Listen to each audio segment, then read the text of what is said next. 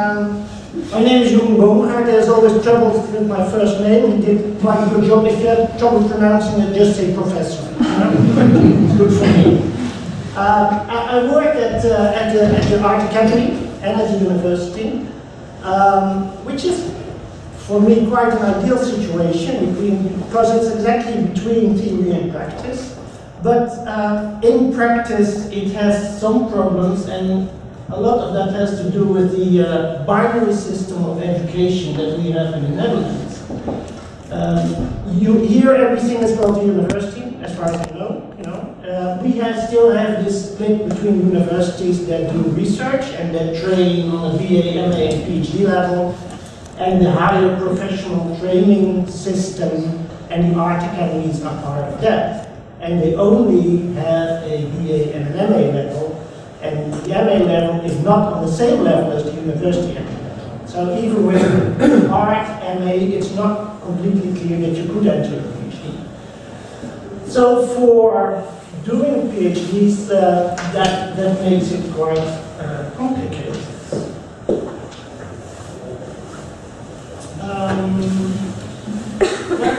To understand my position, you have to see that, as Berlin was saying, that on the one hand, at the university, I train students in a two-year research master called artistic research.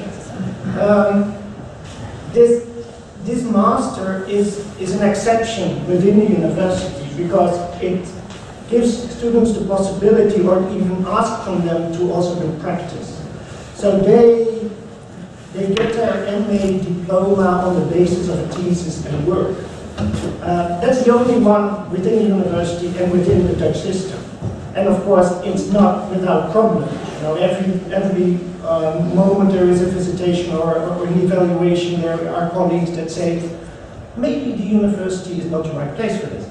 At the same time, we are really happy with the experiment. We take in students between 5 and 10 a year that have a formal training in an art school.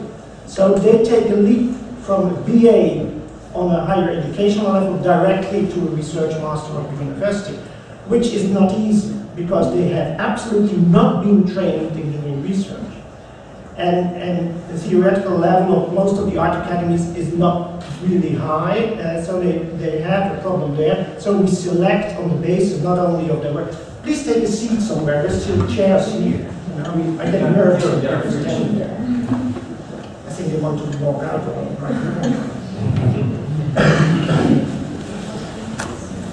And so we select them on the basis of their work, but also on their capacities in writing and reading, because if they really struggle with that, and we all know a lot of designers, architects, and artists have strong dyslexia, or at least think they have, and if they really struggle with that, then everyone gets unhappy, and it's better not to do it.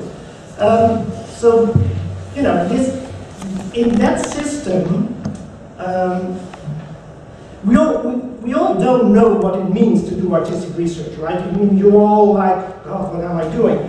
The problem is when you teach a program like that, I cannot tell my students, we have no clue, Welcome to the program, we have no clue what we're doing. So I have to teach them a format, a model, of which we think that at least it can work, or at least that gives them something to hold on to. So what we say is, and I generally believe in that it works and that it is a good system, but we can discuss that later. We teach them that doing artistic research means tackling a problem or a field of problem or a question in two ways. One, in a theoretical way, which means reading, studying, writing, and the other in an artistic way. And the question is, of course, where do they meet and how do they fit? And the answer is sometimes they don't fit. Sometimes your theoretical research leads you to certain answers or a certain conclusion, and your artwork forms an exception to that right away. What we try to avoid, and I think that is one of the biggest pitfalls in artistic research, what we try to avoid is to have them write about their own work. Because if your artistic research is like, I'm designing something and I'm doing all kinds of experiments, and my text is explaining write this, design this research, you don't get very good text. And I'm not sure you get good design. You know? So if the danger of a sort of illustrational function of either the text or the work of art or design is always present, and we try to avoid that. That's a clear model. On the other hand, at the Rietveld Academy, I have a research group on art and public space, and it's mainly for teachers of the academy. My position is called lector. It's something like professor, but you know, actually it's quite a new title within the Dutch system, and it was set up about 10 years ago to get more theory and reflection within the art schools. And the idea was to start working with teachers, which is a good idea, I think. So I ask teachers, or they come to me, and they get sort of extra payment, sort of 140 hours to do small research. Now for this research, I do not have such a clear model, because I get teachers that are really interested in doing research, but they do not know how to write, and I'm not going to force them. So there's a big, larger variation of possibilities for what it means to do artistic research. Okay, I hope you're still with me. It's really, yeah, really complicated. Now, if you want to do a PhD in Holland, you have to be at the university, because the universities are the only ones that are allowed to hand out this diploma. So for instance, at the Rietveld, we have a small group of PhDs, practice-based PhDs, that we supervise, but there has to be a main supervisor from the university, otherwise, you know, it doesn't work. And the general system for it, that it implies writing a dissertation for at least 25,000 words. I don't know if you have something like that here. And of course, making a work of art or an exhibition or a design, whatever your specialty is, or a film or a musical score or choreography, whatever. Now, there is one official program for this in Holland. It's based in the Academy of The Hague, the Royal Academy in The Hague, and it works together with the University of Leiden. And they have a program called PhD. And they really take in artists, they don't pay them, but they have a program for them, and they can get a title there. And the experience learns that because it's so firmly attached to the university, that especially this writing part, this writing a dissertation, is really heavy for most artists. It's really a struggle.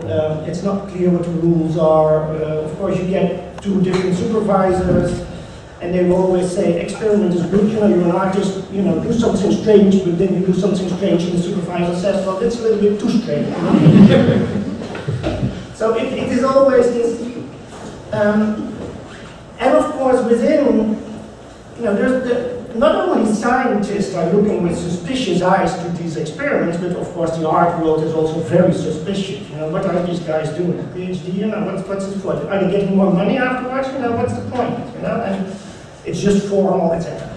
So within the art world, there's also the idea that it's not good for artists, it's not a thing, etc. So at the Rietveld, my boss thought it would be a good idea to maybe come up with another system or a new title that would allow artists to do something similar to a PhD, but then mainly on the basis of their work. And still have a certain relationship to science and to universities, but not write a dissertation at all. And then we had to come up with a title. He asked me to come up with a title. I said, oh, I'm not even sure I'm in favor of this new thing, but okay, what would be a good title? And then I remembered, because I did my PhD on the reception of Rembrandt in the 19th century, so I know a lot about Rembrandt, that in his time Rembrandt was called Pictor Doctus, the learned painter. So I thought, well, Creator Doctus sounds good, CRD, why not? So we're setting up the system, and the interesting thing is that within the Dutch society, artists, but also at universities, but also in Belgium and France, there's a lot of enthusiasm for this work. People say, well, this might be a solution. I'm not sure, you know, but I think it's really worthwhile to try it out. And of course, it would be a good way for us to sort of get past the universities and their rigor and find a new model. Of course, the whole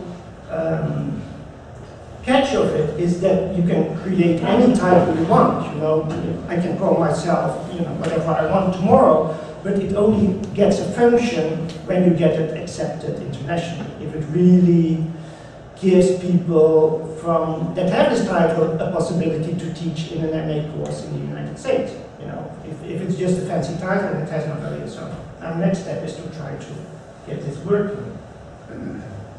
Okay, so this was my introduction.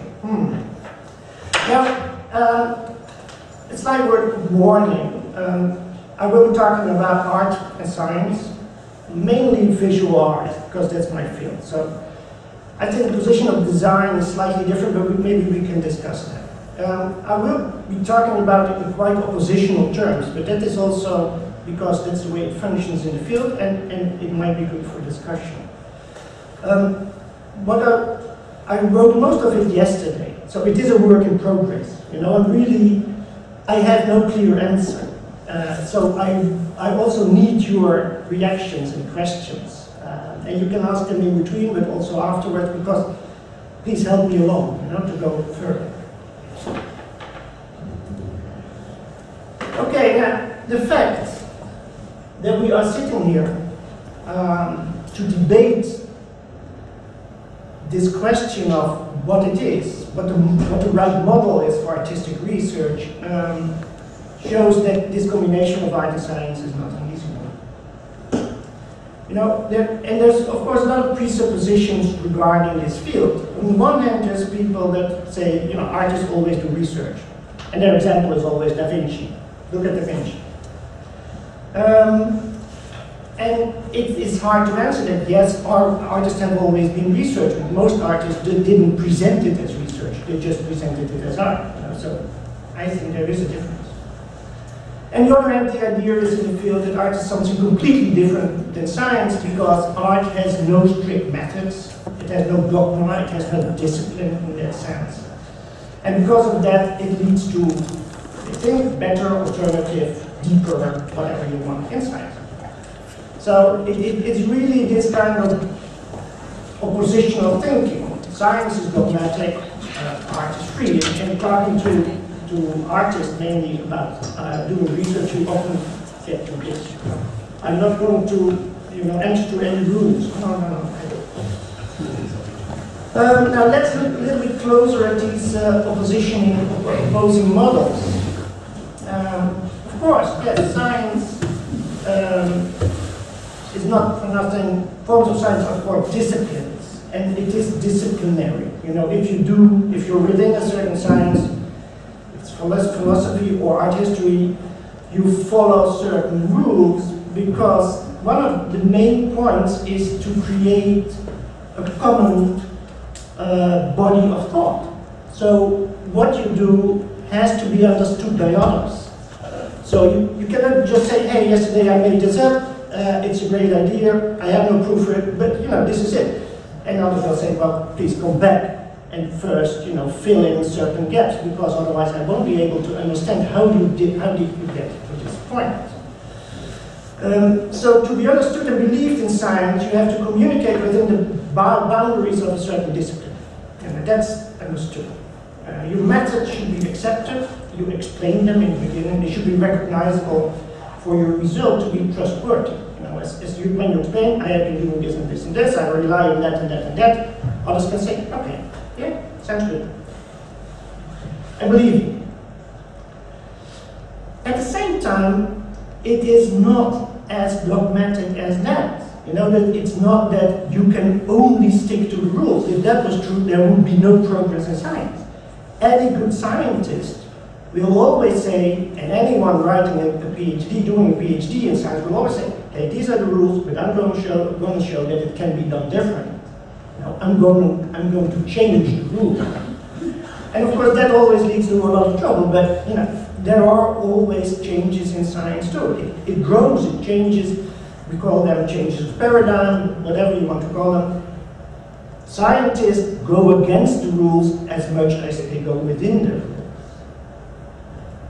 They want to stretch the limits to be able to find new things in a new way, otherwise, you know, if you stay exactly within the lines, you only find what everyone already knows. But you can only do that, and that's a big difference with art, by openly debating the methods and indicating why and how you are going in a different direction. But still, you know, this different direction, don't be mistaken about that, is at first completely intuitive. Now, just as an artist has a feeling, I have to go, or a designer, I have to go in this direction, a scientist will think while working, something's not good, I have to go in another direction, I want to find something else, and I think it's there. So, there is always a temporary, because it's never absolute, a temporary agreement in science about the way to establish truth. And of course, that is also the science, the power of science and its relation to art. The way Foucault describes it in most of his works. Science decides about right or wrong, inclusion, exclusion, about the way we formulate the world. Discourse is the way it makes the way we think about the world. And science is one of the guardians of the discourse. Now art, of course, does something else. You know, it has crossing borders, stretching the lines as a method. The main method for art is say, it has been done like this, I'm going to do it differently. Communication is always by exception. You know, what do I show you in my work? And we train our students that way. What do I show you in my work? That I do it differently. I make an exception. But there is a certain method in this, you know, because we still have to be able to recognize work of art in line of a certain authorship. Art is not as free, as methodless as it is supposed to be. Even though the methods of art, and it's so interesting to see the way students get trained at art schools, even though the methods are essentially idiosyncratic in the sense that everyone is supposed to make his own rules, his own method. This very idiosyncrasy is the basis tool, the basis discipline of art. As an artist, and probably even as a designer, you are supposed to create your own rules. That is the rule. The rule is create your own rule. So how do we recognize works of art as works of art? Because they follow a self-ordained set of rules to the extreme. And when are you supposed to be a good artist? When you keep following these rules. You know, if you change a rule with every word, critics, your gallery owner will say, what are you doing? You know? You can't follow. You know? Stick to your rules, please.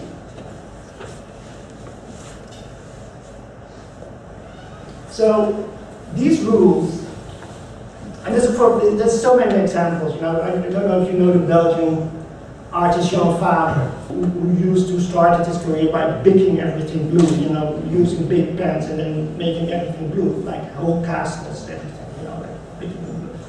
That's following a rule to the extreme. The rule is I have a big pen, it's blue, I'm going to scratch, and how far can I get? And he became very famous for that. His works were expensive. So, and maybe contrary to applied art or design, there is no functional goal or purpose.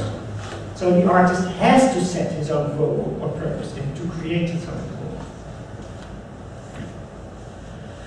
So, as an artist, you have to know exactly what you're doing. You have to do your own set of rules without knowing what you are doing or why you are doing it. You know, why am I making something blue? Well, because it feels like it. I feel like it.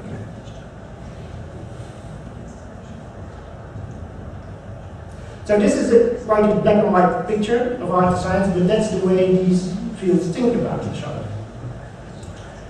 It doesn't have to stay like this, and I think that one of our goals together is, can we change that? And it certainly has not always been like this. And one of the questions for me writing this paper is, when did this opposition exactly start and how was it formed? Because, let me see, in other times, for instance in the 16th and 17th centuries, artists were supposed to offer knowledge about the world, to think you can call it research, but their representations of the world had value as forms of knowledge or insight.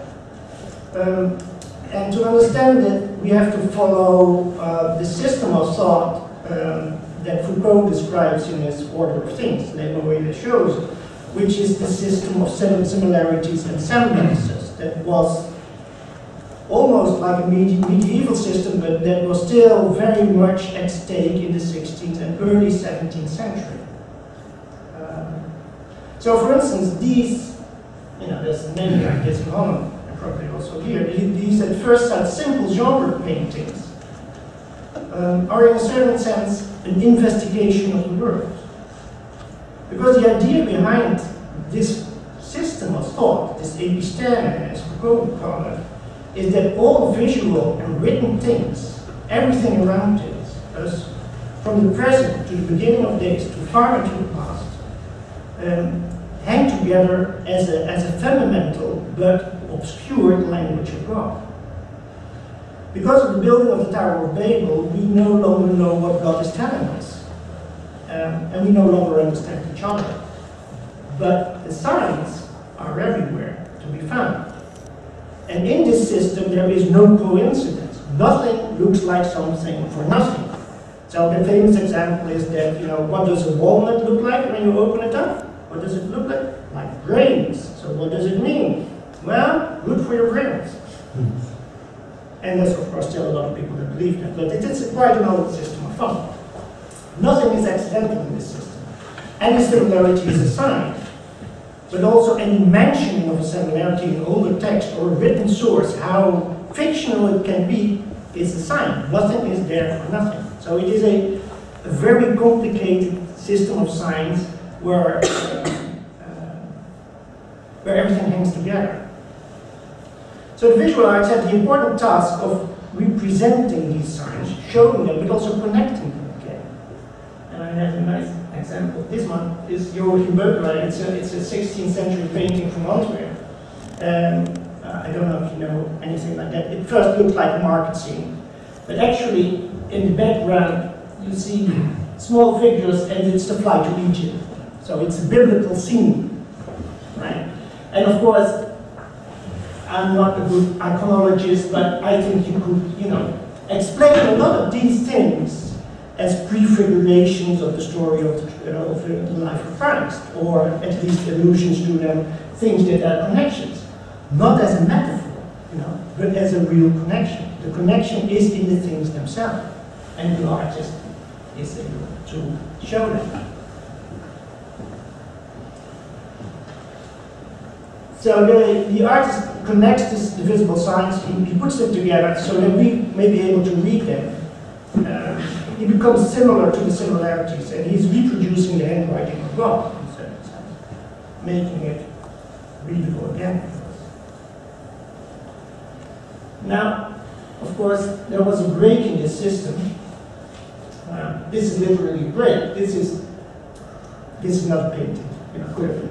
Maybe get our feet, but no, it's not. It's an image.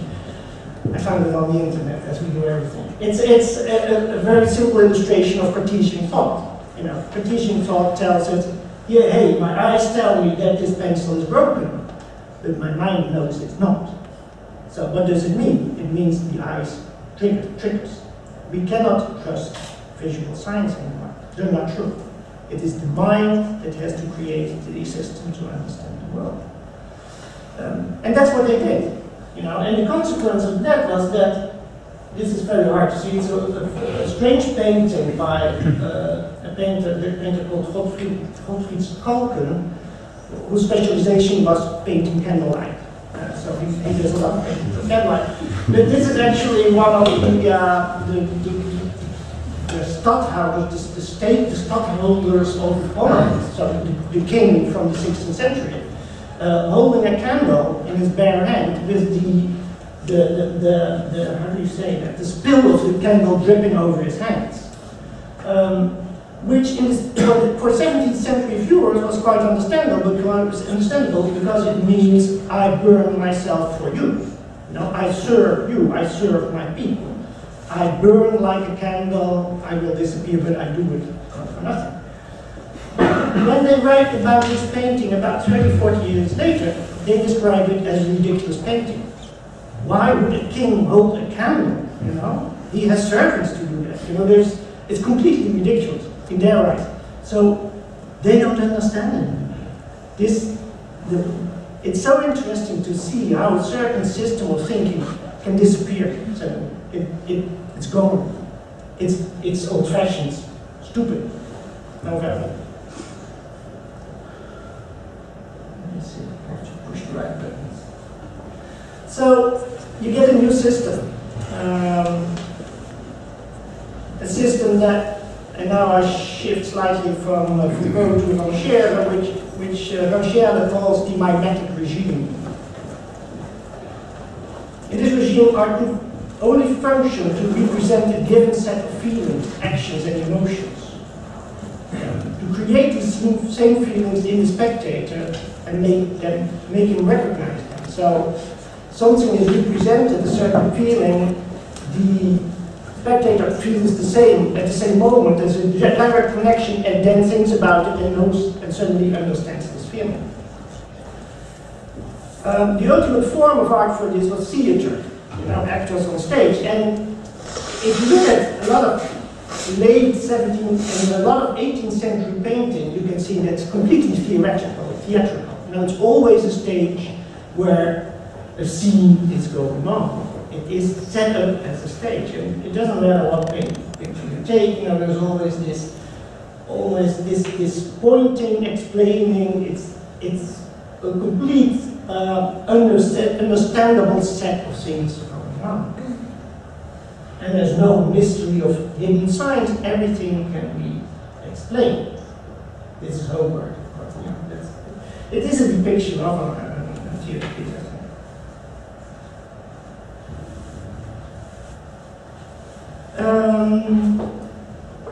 So art still has a task, but it's a secondary task. The system was already established, not to be found again. The system of the emotions and feelings and gestures was not to be found in painting or in the theater. It was just to be shown. You know, it was not a painter or a theater maker was just, you know, following an existing system.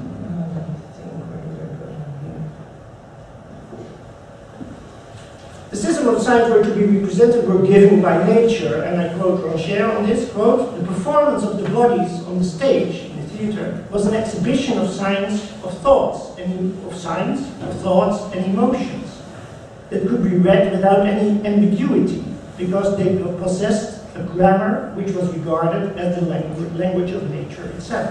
End quote. So, once again, a language of nature that could not be discovered by images, but only by the faculties of the mind.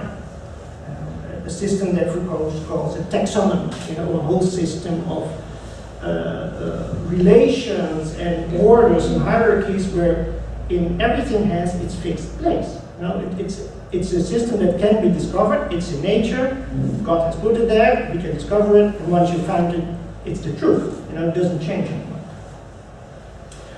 So the language of God no longer was a mystery. Man's mind was able to discern its fundamental order in which everything had its predesigned eternal place.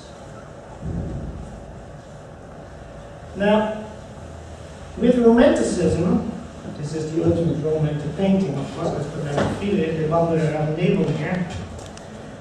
With Romanticism, another break took place. You can call it the birth of the subject, as Foucault calls it. The subject thinking about itself, there's a split between mind and soul, between ratio and feeling. And in this new system, art again became a concept tool for understanding the world.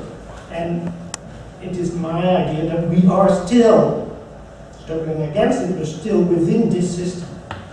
We still have a subject, and we still think about it. And we still think that art can offer us a deeper insight into the world. An understanding of the world in a deeper sense. The true artist not only shows the world as it is, but as it essentially is, in its deepest sense. He captures what is going on in a synthetic movement, he brings it together. A gesture. Now all the other forms of knowledge and research, sciences, starting exactly in this time, are only able to see details and fragments. So here this opposition starts. You know? Science speaks the truth, but only on the basis of fragments. Combining them, art shows the totality of things. So, I don't know if you know, but when Friedrich started painting this was a shock. You know, not only because it is no longer a scene in a theater, at least it would be a very weird scene because the actors and it's back to us. You know, so in a certain sense, suddenly we are on the stage too. We are a spectator, but we're also being seen. There is a strange inversion of things, but one of the most shocking things for viewers in that period was that there are no sides to the painting. There are no coulisses. The painting is not framed. So there's one critic that writes that looking at previous paintings, he had the feeling that his eyelids had been cut off. Now he couldn't close his eyes. The image was so strong, it forces you to look. And we're supposed to identify with this lonely figure. But what does he make us see? You know, a very nebulous image. You know, it's deep, but unexplainable. So these changes can be explained very well again on the basis of this still life. As I said, in 17th century, this was regarded as a source of knowledge on the science. While in the 18th century, it was seen as one of the lowest genres. You know, if you could paint well, you could paint this, but what was the value of it? Because it didn't show any human gestures or emotions. There was no grandeur in it. It was like a scene of daily life without any meaning. And then again, you know, in the early 19th century, with Hegel, this becomes a depiction of Dutch society.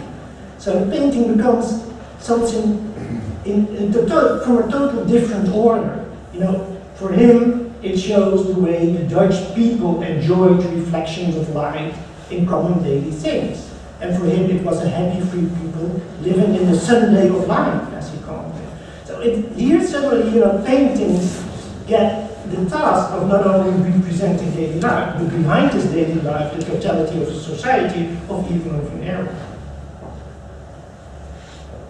How am I doing time-wise? Okay. So instead of theater, according to Rancher, the mise en scène becomes the most important tool. Setting a stage, creating a stage that allows art to create a new world, another way of looking at things. And you can see that here with Friedrich. You know, he doesn't put things on the stage, he creates a new stage for us to look in a certain way.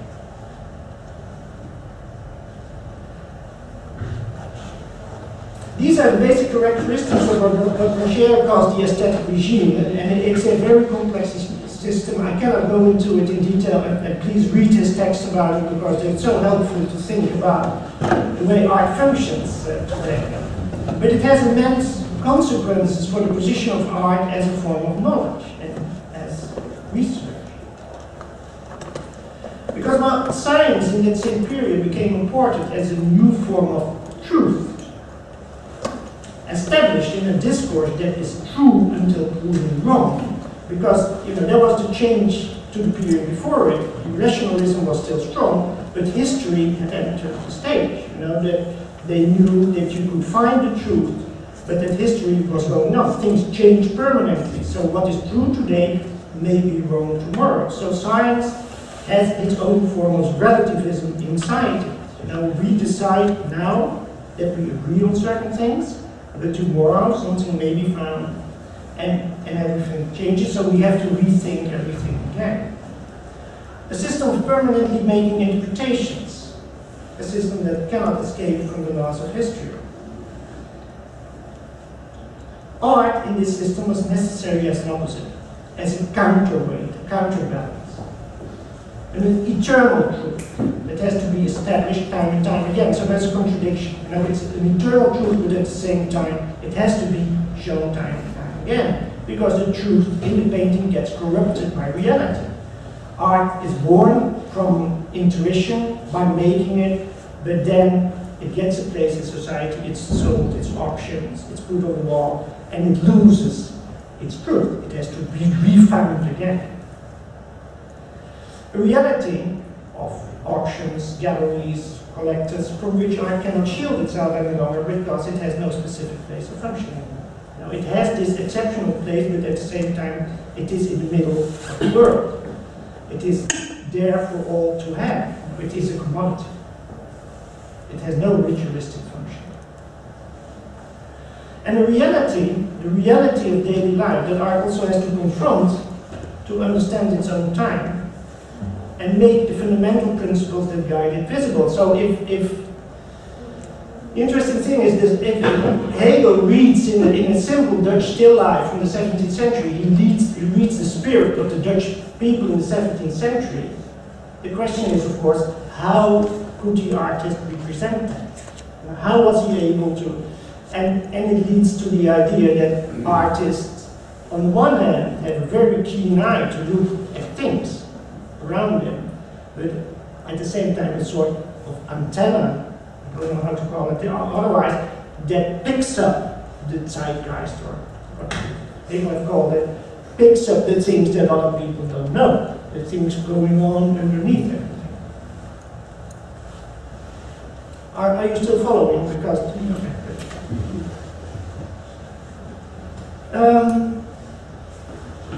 so, to counter the relativism that is always dangerously lurking in the background of the model of ever-changing times, because if everything changes all the time, you know, what's the value? You know, what's there to hold on to? Art had to represent the fundamental and unchanging, the deeper layer of things. And it could only do so in the form of the always changing reality. So there is a contradiction. And one of the famous quotes of Baudelaire that the artist has to be of his time has a counterpart in that he said he has to be of his time, aware of it, and belong to it, but only to be able to represent what is eternal, reveal that. So it's this combination. And of course, you can understand this struggle between the fleeting and daily and fashionable and the longing and the searching for the eternal and permanent.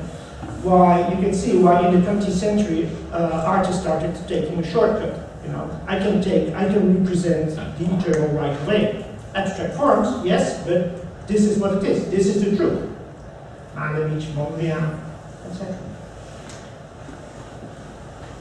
So the opposition starts in Romanticism. You know, two forms of knowledge that complement each other, but that are absolutely not interchangeable. They sort of keep each other in balance. One deals with all the elements of life and society, everything that can be described and analyzed, including the existing forms of art, because art history starts as a discipline, also early in the 19th century.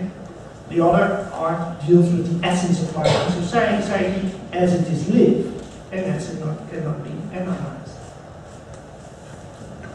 A form or an expression that cannot explain itself any further, you know, because the artist creates it, finds it by doing it. He doesn't, in a certain sense, and you see this model time and time again, and till far into the 20th century, that the artist creates by not knowing, by doing.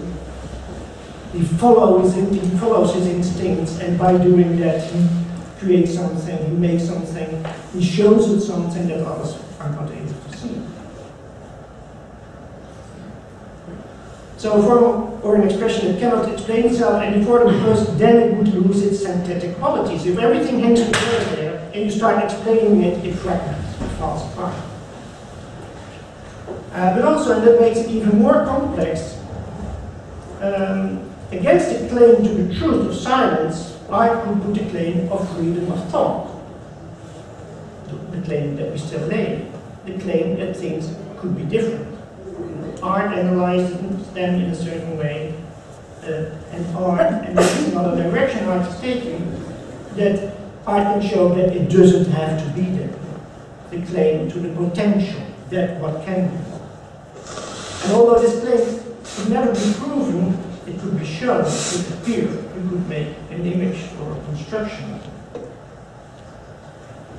Now this is a work by, I don't know if you all know it, by Bruce Nauman, that says, the true artist helps the world by revealing mystic truth. Yeah, so this is fundamentally the model.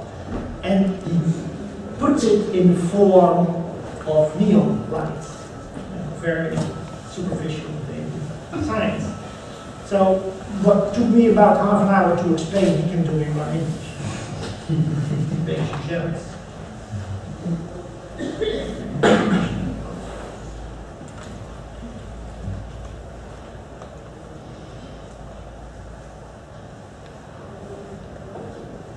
So the opposition is there from the start, and in a certain sense it's necessary because it represents two sides of our present condition. You know, we live in this condition. On the one hand, we have a will to know, you know, which is a will to power. To understand the world is to have a grip on it. If you don't understand the world around you, you are in big shit. And on the other hand, the will to imagine that it could be different. If you can't imagine anymore that the world you're living in could be different, then you get really depressed. They both form separate domains, but science requires a domain of discipline and rules, a society of knowledge, while art requires a society of individuals that each in its own way was trying to find the truth by living. Before I turn to the avant-garde, it is really interesting to see how much, especially in the 19th century, but I think up to today, the notion of life, of living, of real life, is so important in relation to art. You know, about scientists, we never know about how many wives they had or how many children. No one is really interested about that. Artists always, you know, always, because we think it helps us understand how we understood the world. The artist could only produce his vision of truth by living, feeling, experiencing, and then expressing all that directly in words. You know, we could, of course, study, read, and do research, but none of that would guarantee him that he would make a work of art that would offer us this deeper truth. Now, as I said, I did my PhD on reverent perception, mostly in the 19th century. And it is amazing that for instance, it's a very complicated story, but in the 18th century, Rembrandt was seen as an interesting painter, but one that didn't really fit in the system of things, like an aberration, more or less. Interesting aberration for certain collectors, but not, you know, he didn't represent the things in the right way. He didn't follow the taxonomy of things. Now, of course, with Romanticism that changes, and of course also with nationalism. So in Dutch society, he was certainly regarded as one of our biggest painters, initially not the biggest, one of our bigger painters. And literature, scientific, so-called scientific literature about him starts appearing, starts being published. And in this literature, you see that there is a really strong need to connect his life to his works, which goes to almost ridiculous ends. You know, any painting or any portrait he paints, they say, well, it's his mother or his uncle or his brother, or he certainly had a lot of sisters and brothers, you know, and even the idea, of course, one of the most fascinating things in Rembrandt's painting is his use of light and dark, something that he took from Caravaggio, for instance, you know, he took from Renaissance. But of course, that doesn't fit the nationalistic model, so the explanation is he lived in a mill. You know, what happens in a mill, you know? You have these things coming past the window all the time, so then it's light, then it's dark, then it's light, that was the explanation for his clair obscur. So there is a direct connection, you know, to his daily life, and of course that led, very interestingly, to other complications, because initially, and this was a more old-fashioned model, the idea was that to be a good painter, the painter had to be a good human being. You know, only, I think we still believe that, you know, that, for instance, Céline is maybe a bad writer because he led a bad life. You know, he was a fascist, so maybe a bad writer. There's still this connection. So for Rembrandt, the idea was, you know, he had to be a good man to make these beautiful paintings. And then they found out that after his wife died, he slept with his maid, and he had her locked up in the loony bin, and and he had another maid, and he didn't really, complicated. And then they found his new mother. They said, well, in our eyes, it may not have been the right bourgeois life, but he was an artist. So he led a true life.